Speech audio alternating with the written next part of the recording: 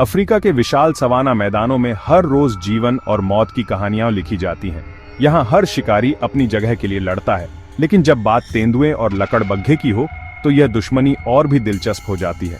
तेंदुआ यानी लेपर्ड अपनी फुर्ती और चालाकी के लिए मशहूर है। उसका शरीर लचीला, गति अद्भुत और हमला बेहद खतरनाक होता है।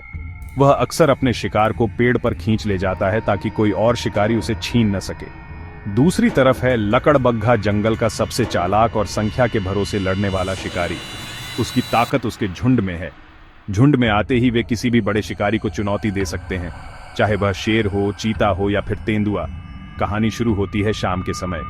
एक तेंदुआ अकेला शिकार करके लौटा है। उसने एक छोटे हिरण को पकड़ा और उसे पेड़ की ऊंचाई पर टांग दिया, लेकिन जैसे ही वह नीचे आराम कर रहा होता है, दूर से लकड़बग्घों की अजीब सी हंसी जंगल में गूंज उठती है। लकड़बग्घों का झुंड पास आता है। उनकी आंखों में भूख और चालाकी की चमक है। वे तेंदुए को घेर लेते हैं। तेंदुआ जोरदार गुर्राहट करता है और झपट कर एक लकड़बग्घे को घायल कर देता है, लेकिन बाकी लकड़बग्घे पीछे नहीं हटते। लड़ाई शुरू होती है। धूल उड़ती है। गुर्राहट और चिल्लाहट से वातावरण भर जाता है। तेंदुआ अपनी तेज पंजों से लगातार हमला करता है। वह बिजली जैसी गति से इधर उधर घूमता है ताकि झुंड में घिरे होने के बावजूद बच सके। लकड़बग्घे चालाकी से काम लेते हैं। कुछ सामने से ध्यान भटकाते हैं तो कुछ पीछे से वार करने की कोशिश करते हैं। धीरे धीरे तेंदुआ थकने लगता है, लेकिन उसकी आंखों में हार का डर नहीं, बल्कि और भी ज्यादा गुस्सा भर जाता है।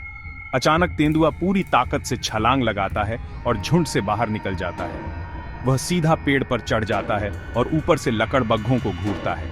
लकड़बग्घे नीचे खड़े रहकर हंसी जैसी आवाजें निकालते हैं, लेकिन वे जानते हैं कि पेड़ पर चढ़कर तेंदुए से लड़ना उनके बस की बात नहीं। कुछ देर बाद लकड़बग्घों का झुंड हार मानकर आगे बढ़ जाता है। तेंदुआ विजयी होकर अपने शिकार के पास लौट आता है। यह जंग दिखाती है कि जंगल में केवल संख्या या ताकत ही नहीं, बल्कि फुर्ती और रणनीति भी उतनी ही जरूरी है।